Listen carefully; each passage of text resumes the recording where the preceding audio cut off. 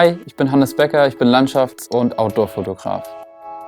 Ich teile meine Kunst mit meinen vielen Instagram-Followern und habe sowohl vor als auch hinter der Kamera als Markenbotschafter für viele Social-Media-Kampagnen gearbeitet. Außerdem hatte ich die Möglichkeit, mit unzähligen bekannten Kunden zu arbeiten. Dazu gehören unter anderem Samsung, Mercedes-Benz, Barber oder auch Panerai.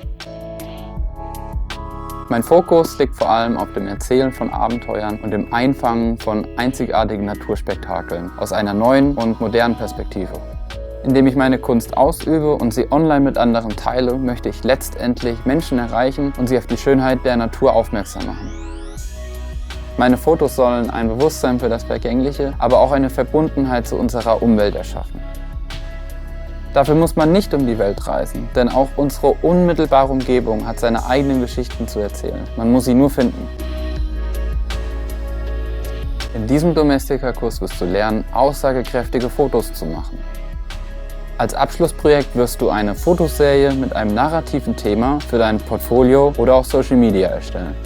Zunächst gebe ich dir einen Überblick über unsere Hauptthemen: visuelles Storytelling, Ausrüstung, Instagram und Bildgestaltung. Als nächstes wählen wir unsere Geschichte und planen unser Shooting. Ich führe dich Schritt für Schritt durch den Prozess. Dazu gehören die Auswahl einer Location, das Treffen mit dem Model sowie die Feinheiten von Bildkomposition und Kameraeinstellung. Als letztes wählen wir die besten Shots, bearbeiten diese und exportieren sie. Anschließend gebe ich dir noch ein paar Tipps, wie du deine Bilder auf Instagram am besten teilen kannst. Am Ende des Kurses wirst du in der Lage sein, aus einzelnen Fotos eine bildhafte Geschichte zu erzählen. Wir sind überall von Geschichten umgeben. Schau durch die Kamera und finde deine.